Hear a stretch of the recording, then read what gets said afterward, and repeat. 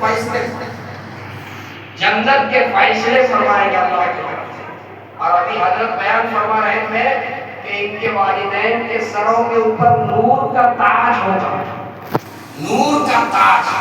علماء اس کی حکمت بیان کرتے ہیں. کسی نے پوچھا محنت یہ کر رہے ہیں اور تاج کن کو مل رہا ہے؟ ان کے والدین ہیں. ٹوٹی ہوئی چٹائی پہ یہ سو رہے ہیں اور ٹھنڈک میں 2 بجے 3 بجے رات اٹھ کر کے ٹھنڈے پانی سے وضو یہ کر رہے ہیں. ان کے پاس اوڑھنے کے لیے لحاف نہیں, ان کے پاس ضروری کپڑے نہیں. نہایت کسب پرسی کے عالم ہے. ایک بچہ جب مدرسے میں پڑھتا ہے کیا کیفیت ہوتی ہے, وہ پڑھنے اپنے زمانے طالب علمی کو یاد کرنے سے وہ کیفیت یاد آتی ہے, وہ منظر یاد آتا ہے جب وہ حاشیہ وہ روٹی کے ٹکڑوں کو جمع کر کے اور ناشتے میں کھا لیا کرتا تھا. اللہ اللہ اس کیفیت کو پوچھیے. ایک عالم دین بتا سکے گا, ایک حافظ قرآن بتائے گا, مدرسے میں بیٹھ کر کے 10 سال اور 15 سال تک کے ٹوٹی ہوئی چٹائیوں پر بیٹھ کر کے اور یہ قال اللہ قال رسول یہ قرآن اور حدیث کے علم حاصل کرنے والے ان علماء سے پوچھیے, یہ آپ کو بتائیں گے کس حالت میں مدرسے میں زندگی گزارتے ہیں اور کس طریقے سے یہ اللہ کے علوم کو, حدیث کو, قرآن کو یہ حاصل کرتے ہیں. کیسی محنت اس کے لیے درکار ہوتی ہے, یہ ان سے پوچھئے. یوں ہی ان کو امام الانبیاء پیارے آقا صلی اللہ علیہ وسلم کا وارث نہیں کہا گیا, وارث انبیاء کہا گیا. اور علماء کا مقام, علماء کو دیکھنا, اہل اللہ کو دیکھنا بھی ثواب, علماء کو محبت کی نگاہ سے دیکھنا ثواب, علماء کو محبت کی نگاہ, علماء پر ڈالنا ثواب. کیا مقام ہے. مجھے یاد آیا ایک بہت بڑے اہل اللہ گزرے ہیں, اللہ کے ولی حضرت بایزید بستامی رحمۃ اللہ علیہ. کسی لکھنے والے نے لکھا ہے کہ ایک روز وہ چلے جا رہے ہیں, راستے میں 2 نوجوان بیٹھے آپس میں گپ شپ کر رہے ہیں. غور سے سنیے, 2 نوجوان بیٹھے ہوئے آپس میں گپ کر رہے ہیں. ایک اہل اللہ کا گزر ہو رہا تھا. ایک نے دوسرے سے پوچھا کہ یہ کون ہے. ایک نے دوسرے سے پوچھ لیا یہ کون ہے, تو کہا تم نہیں پہچانتے؟ ارے یہ تو اہل اللہ ہے, یہ ایک عالم دین ہے, ان کے سینے میں قرآن اور حدیث کا علم ہے, اللہ کی خشیت ہے, اللہ کا ڈر ہے, یہ پرہیزگار بندہ ہے. جب ان کو معلوم ہوا تو ان کے طرف وہ ٹکی لگا کر کے دیکھا اور اس وقت تک وہ دیکھتا رہا جب تک کہ دائیں یا بائیں وہ مڑ نہیں گئے. دیکھتا رہا, جب وہ مڑ گئے نگاہ سے اوجھل ہوئے, دیکھنا بند کیا. اتفاق کی بات یہ ہے کچھ بھی دنوں کے بعد اس نوجوان کا انتقال ہوا جس نے انہیں دیکھا. آپ نے کسی دوسرے نوجوان نے اس کو دیکھا, پوچھا یہ بتاؤ تمہارے ساتھ کیا معاملہ ہوا, تمہارے ساتھ کیا حشر ہوا. تو اس نے کہا کہ بہت مشکل مرحلہ تھا, بہت دشوار مرحلہ تھا, بہت کٹھن مرحلہ تھا. میرے پاس کوئی ایسا عمل نہیں تھا جس عمل کے وجہ سے میرا بیڑا پار لگتا, جس عمل کے وجہ سے میری مغفرت کا فیصلہ ہوتا. بس ایک عمل تھا, ایک چھوٹا سا عمل, بظاہر جس کی میری نگاہ میں کوئی حیثیت نہیں تھی, اس عمل کی وجہ سے آج میرا بیڑا پار ہوا. وہ عمل یہ تھا, ایک روز چوراہے پر میں بیٹھا ہوا تھا اور ایک اہل اللہ کا گزر ہو رہا تھا, ایک عالم دین کا گزر ہو رہا تھا. جب مجھے پتا چلا کہ یہ عالم ہے, ان کے سینے میں قرآن حدیث کا علم ہے, تو میں نے ان کو ٹکٹکی لگا کر کے اور محبت کی نگاہ سے دیکھا. اللہ رب العزت نے فرمایا کہ چونکہ تو نے میرے متقی بندے کو, میرے پرہیزگار بندے کو, جس کے دل میں میرا خوف تھا, جس کے دل میں میری خشیت تھی, جس کے دل میں میرا ڈر تھا, تم نے ایسے میرے پرہیزگار بندے کو تم نے محبت کی نگاہ سے دیکھا. آج تمہارے اس عمل کے وجہ سے میں نے تمہاری مغفرت کر. میرے دوستو, یہ 3 حفاظ آپ کے سامنے ہیں اور یہ علماء وارثین انبیاء آپ کے سامنے بیٹھے ہوئے ہیں. اہل اللہ آپ کے سامنے تشریف رکھتے ہیں, جن کی تہجد کی نماز قضا نہیں ہوتی ہے, فرائض کا دور کے بعد ہے, تہجد کی نماز جن کی قضا نہیں ہوتی ہے. جب سارے لوگ سوئے ہوئے ہوتے ہیں اس وقت جو ہے مصلی پر ہمارے اہل اللہ ہوتے ہیں اور سب کے لیے وہ دعائیں کرتے ہیں. ایسے اہل اللہ آپ کی نگاہوں کے سامنے ہیں, ان سے محبت کیجیے. کیجئے، مدرسے میں پڑھنے والے ایک ایک بچے کو محبت کی نگاہ سے دیکھیے، مدرسے میں پڑھانے والے اساتذہ کو دیکھیے، مدرسہ چلانے والے ذمہ دار کو محبت کی نگاہ سے دیکھیے، ان سے تعلق رکھیے، گاہے بگاہے ان کو پوچھئے، کوئی پریشانی ہے، کوئی تقاضا ہے، کوئی حاجت ہے، پوچھ کر کے ان کی ضرورت کو پوری کیجئے۔ میں بڑی ذمہ داری کے ساتھ حضرت کی موجودگی میں یہ کیا کر کے جا رہا ہوں، کل قیامت کے دن جب یہ حفاظ کرام کو یہ پاور دیا جائے گا، کل تو سفارش تمہاری سفارش پر جو ہے 10 لوگوں کے لیے جنت کے فیصلے آج ہوں گے۔ یہ حافظ قرآن کیا صرف اپنے دادا دادی کے لیے سفارش کریں گے، کیا صرف اپنے والدین کے لیے کریں گے؟ جی ہاں، جہاں یہ اپنے والدین کے لیے سفارش کریں گے، اپنے دادا دادی کے لیے کریں گے، اپنے نانا نانی کے لیے کریں گے، وہی یہ حفاظ کرام ان کے لیے بھی سفارش کریں گے جنہوں نے پڑھنے کے زمانے میں ان کی کفالت کی ہوگی، جن کے تعاون سے پڑھنے میں ان کو مدد ملی ہوگی۔ یہ اللہ کے سامنے یہ کہیں گے، اے بار الہ، جب میں مدرسے میں پڑھ رہا تھا یہ فلاں شخص تھا، اس نے مجھے محبت کی نگاہ میرے اوپر ڈالی تھی، اے اللہ اس نے مجھے مدد کیا تھا، اے اللہ اس نے میرے لیے 2 ٹائم کھانے کا انتظام کیا تھا، اے مولا یہ فلاں بندہ جو ہے، اے اللہ اس نے میری تعلیم میں میرا تعاون کیا تھا۔ میں بڑی ذمہ داری سے کہتا ہوں، یہ حافظ قرآن اپنے اس معاون کو کبھی فراموش نہیں کرے۔ اس لیے میرے دوستو، میں یہ کہہ کر کے آپ سے رخصت ہو رہا ہوں، جہاں کہیں مدارس چل رہے ہیں مدرسوں سے تعلق رکھیے اور مدرسوں کو محبت کی نگاہ سے دیکھیے۔ اللہ ہمارے اکابرین کی قبروں کو نور سے مزور فرمائے۔ حجت الاسلام حضرت علامہ مولانا قاسم نانوتوی رحمت اللہ علیہ، جنہوں نے دارالعلوم دیوبند قائم کیا، جنہوں نے دارالعلوم دیوبند قائم کیا، اور ہمارے وہ اکابرین جنہوں نے ندوۃ العلماء قائم کیا، ہمارے وہ اکابرین جنہوں نے مظاہر علوم قائم کیا، ہمارے وہ اکابرین جنہوں نے شاہی مراد آباد قائم کیا، وہ مدرسے ہمارے بزرگوں نے قائم کیا۔ آج ان مدرسوں کی برکت ہے، آج ان مدرسوں کا نتیجہ ہے، آج ان مدرسوں کا ثمرہ ہے کہ ہماری مسجدوں کے منار موجود ہیں، ہماری مسجدیں آباد ہیں، ہمارے چہروں کے اوپر داڑیاں ہیں، ہماری پریشانی پہ سجدے کا نشان ہے، ہمارے سروں کے اوپر ٹوپیاں ہیں، ہمارا اسلامی یونیفارم ہے، اسلامی لباس ہے، اسلامی تشخص ہے۔ آج ہم دین کے اوپر قائم ہیں، ہمارا ایمان محفوظ ہے، تو یہ ان مدرسوں کی برکت ہے۔ ان بزرگوں نے مدرسے قائم کیے تھے، ان کی برکت ہے کہ ہم دین پر قائم ہیں، ایمان پر قائم ہیں۔ آج ضرورت ہے، اگر ہم چاہتے ہیں کہ ہماری آنے والی نسلیں بھی دین کے اوپر قائم رہے، ہماری آنے والی نسلوں کا ایمان محفوظ رہے، ہماری آنے والی نسلیں دین اور ایمان پر قائم رہے، تو اے میرے بزرگوں، اے میرے نوجوان دوستوں، آج اپنے محلے میں مکاتب قائم کیجئے، محلے میں مکاتب قائم کیجئے، قرآن کی تعلیم کا نظام قائم کیجئے۔ کوئی محلہ ایسا نہ رہے جہاں مکاتب قائم نہ ہو، کوئی محلہ ایسا نہ رہے جہاں قرآن کی تعلیم کا نظم نہ ہو۔ مدارس اگر ہیں تو مدارس سے تعلق کو مضبوط کیجئے، مدارس کو مستحکم کیجئے، مدارس کو مضبوط کیجئے، اپنے بچوں کو مدرسوں کے اندر بھیجئے، اپنے بچوں کو عصری تعلیم کے لیے ہم اسکولوں میں بھیجتے ہیں، انگلش میڈیم اسکولوں میں بھیجتے ہیں، میں منع نہیں کرتا۔ آج ضرورت ہے ہمارا بچہ ڈاکٹر بھی بنے، ہمارا بچہ ماسٹر بھی بنے، ہمارا بچہ پروفیسر بھی بنے، ہمارا بچہ انجینئر بھی بنے، ہمارا بچہ لیکچرر بھی بنے، ہمارا بچہ IAS بھی بنے، ہمارا بچہ جج بنے، ہمارا بچہ لائر بنے، ہمارا بچہ وکیل بنے۔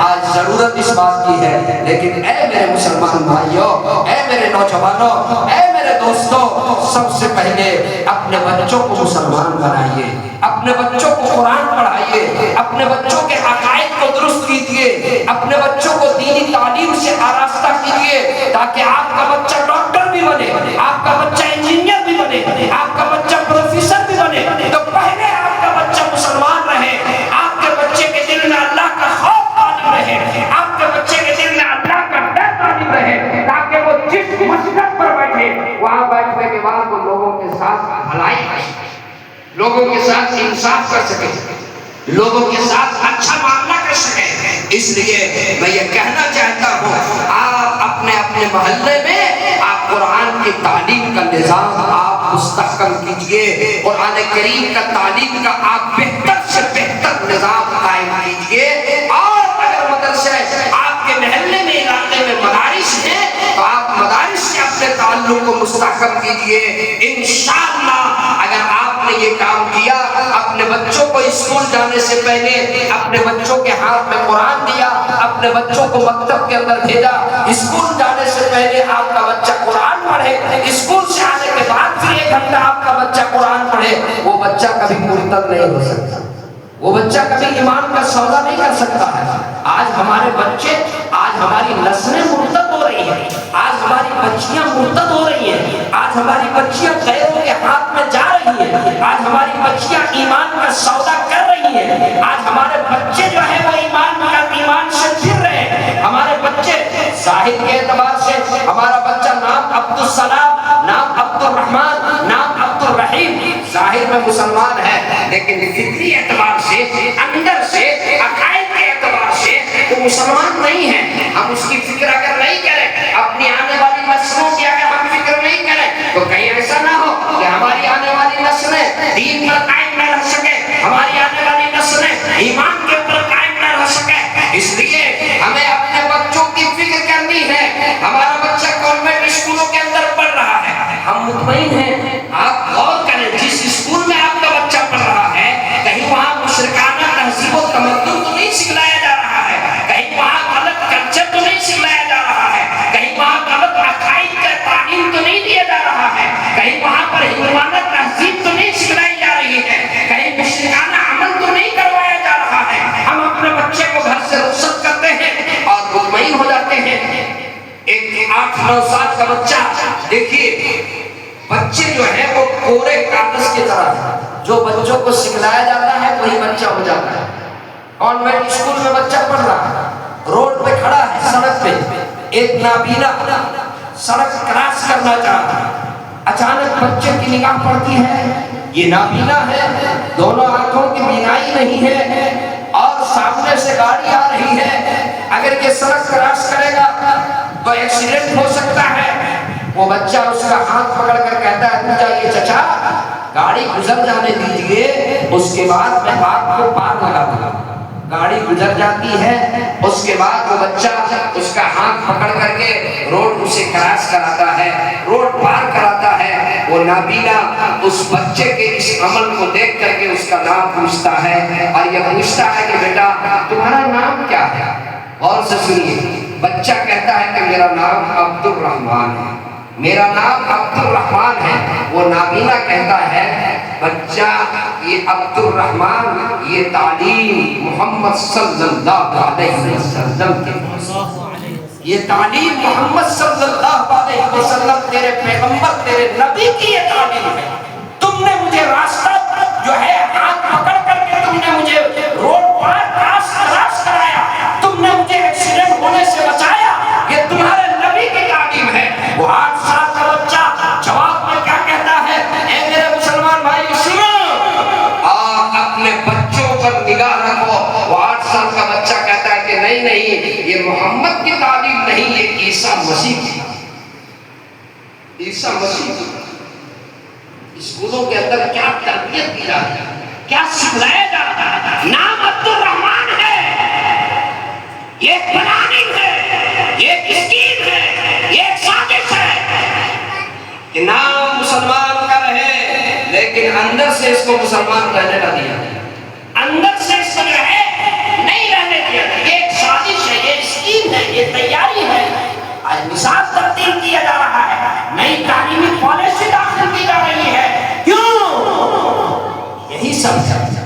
اس لیے آج ہمیں اس بات کی بھی ضرورت ہے، اپنے محلے میں اسلامی اسکول قائم کیجیے۔ ہمارے اکابرین کی طرف سے یہ ہدایتیں ہیں، ہمارے جمعیت علماء کے اکابرین کی طرف سے یہ ہدایت آ رہی ہے، اسکول بنائیے، اسلامی اسکول بنائیے جہاں پر آپ کے بچے اسلامی ماحول میں رہ کر کے دینی تعلیم حاصل کر سکیں، اور اپنے آنے والے بچوں کے، اپنے آنے والی نسلوں کے ایمان کی حفاظت کی فکر کیجیے۔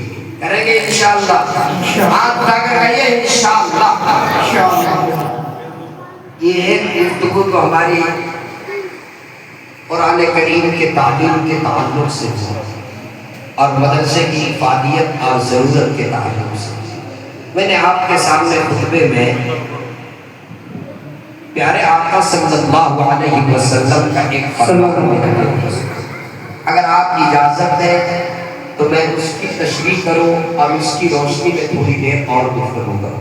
اگر آپ کی اجازت ہے سننا چاہتے ہیں تھوڑا آگے آگے بیچ میں کچھ جگہ خالی ہوئی ہے اس کو پر کر دیا. جو جگہ خالی ہوئی ہے اس کو پر کر دیا. ماشاء اللہ کوئی جگہ خالی نہ ہے. آگے آ جائیے اور تھوڑا سا آگے آ جائیے. خالی جگہ کو پر کر دیا. دیکھیے ہمارا تعلق جھارکھنڈ سے آپ لوگ پہچانتے ہیں. ابھی مولانا نے تعارف کرایا. جھارکھنڈ میں ہمارا جو کیپٹل شہر ہے وہ رانچی، اور رانچی میں ایک جگہ ہے کانکے. کانکے کا نام سنے ہوں گے آپ لوگ. وہاں پر علاج ہوتا ہے پاگلوں. پورے ہندوستان کے پاگل جو ہے وہ علاج کے لیے کہاں جاتے ہیں؟ رانچی کانکے. کانکے میں علاج ہوتا ہے. ایک مرتبہ ایسا ہوا ایک ڈاکٹر جو ہے پاگل خانے میں داخل ہوا معائنے کے لیے. پاگل جو اس کے اندر داخل ہوتے ہیں جن کے دماغی توازن جو کھو دیتا ہے تو اس کی الگ الگ کیفیت ہوتی ہے. ایک مرتبہ جانا ہوا دیکھنے کے لیے، تو وہاں دیکھنے سے عبرت ہوتی ہے. اللہ نے جو یہ عقل دی ہے یہ کتنی بڑی نعمت ہے. اللہ نے جو سوچنے اور سمجھنے کی صلاحیت دی ہے یہ کتنی بڑی نعمت ہے. اس کا اندازہ اس وقت ہوگا جب آپ ان کا معائنہ کریں گے. عقل کتنی بڑی نعمت ہے. اللہ تو ڈاکٹر جو ہے معائنے کے لیے گیا. انہوں نے دیکھا پاگل عجیب عجیب حرکت کرتے ہیں. انہوں نے دیکھا کہ پاگل جو ہے وہ سیٹی مار رہا. کیا کر رہا ہے؟ سیٹی مار رہا. تو ڈاکٹر صاحب نے اس سے پوچھا کہ تم کیا کر رہے ہیں؟ تو اس نے کہا کہ ڈاکٹر صاحب میں راجدھانی ایکسپریس چلا رہا ہوں. کیا کر رہا ہوں؟ راجدھانی ایکسپریس چلا رہا ہوں. آگے بڑھے. ڈاکٹر صاحب نے کہا کہ ابھی اس کا علاج باقی. آگے بڑھے تو دیکھا کہ ایک دوسرا پاگل جو ہے وہ ہاتھ میں ہتھوڑا لیے ہوا ہے اور ایسے ٹھوک رہا. تو ڈاکٹر صاحب نے اس سے پوچھا کہ یہ بتاؤ تم کیا کر رہے ہیں؟ تو اس نے کہا کہ ڈاکٹر صاحب آپ مجھ کو نہیں پہچانتے، میں سپریم کورٹ کا جج ہوں. فیصلہ کر میں سپریم کورٹ کا جج فیصلہ کر رہا ہوں. ڈاکٹر صاحب نے کہا ابھی اس کا علاج نہیں باقی. آگے بڑھے تو انہوں نے دیکھا کہ ایک پاگل جو ہے غسل کر کے نہا دھو کر کے اور بڑھیا بہترین کپڑا پہن کر، نیا کپڑا پہن کر کے اور ٹوپی پہن کر کے خاموش بیٹھا ہوا. نہا دھو کر کپڑا پہن کر خاموش بیٹھا ہوا.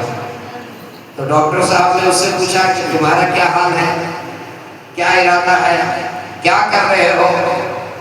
انہوں نے کہا کہ ڈاکٹر صاحب آپ کو نہیں معلوم ہے میں غسل کر کے اور نیا کپڑا پہن کر اور خوشبو لگا کر کیوں بیٹھا ہوں؟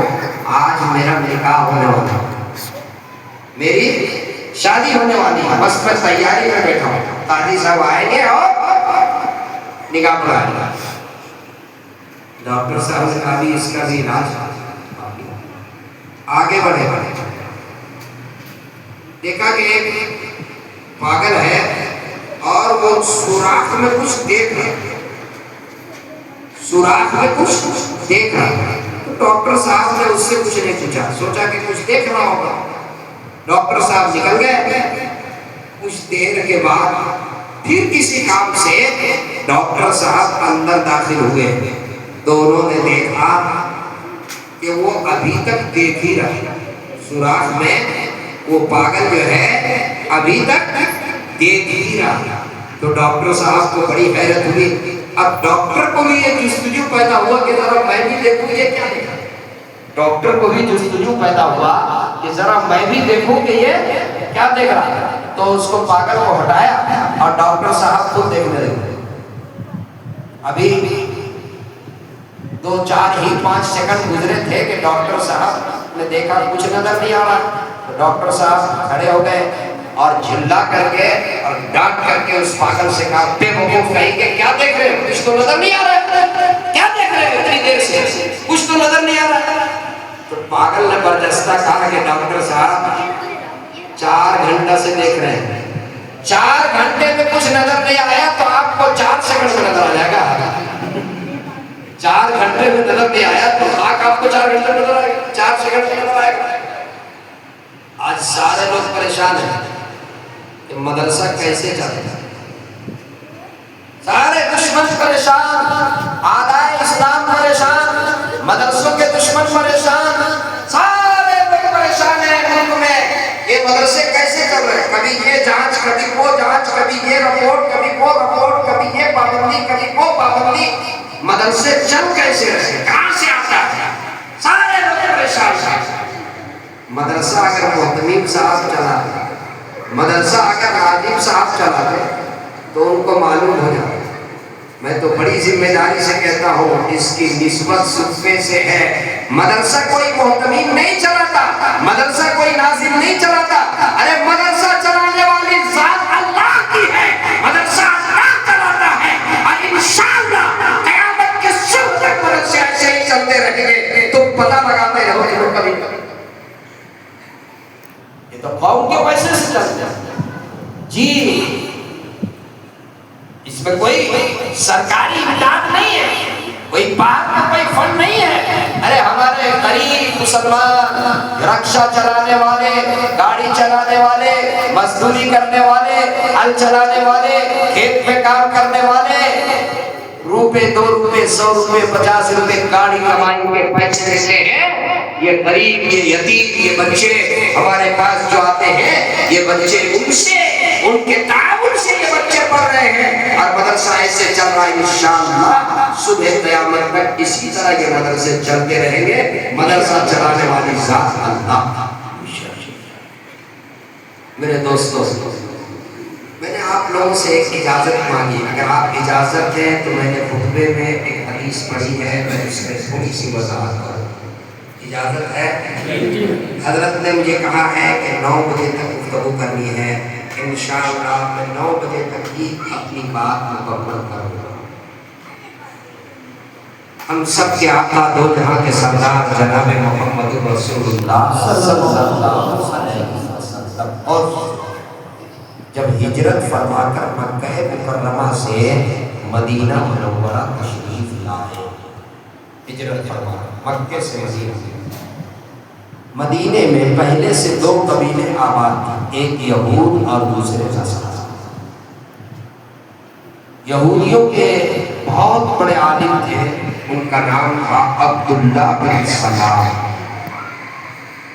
کھجور کے باغ میں کام کر رہے تھے، ان کو پتہ چلا کہ کوئی پیغمبر مکے سے مدینہ آئے ہیں، تو ان کے دل کے اندر یہ خیال پیدا ہوا کہ مجھے چل کر مجھ سے ملاقات کرنی چاہیے، اس لیے کہ میں نے آسمانی کتابوں میں نبی آخر الزمان کی جو پیشین گوئی آسمانی کتابوں میں پڑھی ہے، آپ نبی آخر الزمان کی جو علامتیں، جو صفات، جو نشانیاں آسمانی کتابوں میں موجود ہیں، چل کر دیکھنا چاہیے کہ وہ علامات وہ صفات ان کے اندر پائے جاتے ہیں یا نہیں پائے۔ اگر پائے جاتے ہیں تو اچھی بات ہے، اس کو دیکھنے کے لیے وہ کھجور کے باغ سے نکل کر کے مدینہ آیا، تو آپ صلی اللہ علیہ وسلم کے استقبال میں پہلے سے انصار مدینہ موجود تھے، مجلس لگی ہوئی تھی، محفل لگی ہوئی تھی، آقا تشریف فرما تھے، عبداللہ بن سلام گئے اور بیٹھ گئے، مجلس پہ جا کر بیٹھ گئے۔ وہ کہتے ہیں کہ جو ہی میں وہاں پر پہنچا اور میری نگاہ آپ صلی اللہ علیہ وسلم کے چہرے انور پہ پڑی، دل میں کیا ارادے سے کہتے ہیں، جانچنے کے ارادے سے، پرکھنے کے ارادے سے، علامات اور نشانیوں کو دماغ میں سیٹ کر کے لے کر گئے تھے، آیا چل کر کے دیکھیں گے کہ وہ نشانیاں ان کے اندر ہیں یا نہیں ہیں، وہ علامتیں ان کے اندر ہیں یا نہیں ہیں، اس ارادے سے گئے گئے۔ کہتے ہیں کہ جیسے ہی آپ کے چہرے پہ میری نگاہ پڑی، فوراً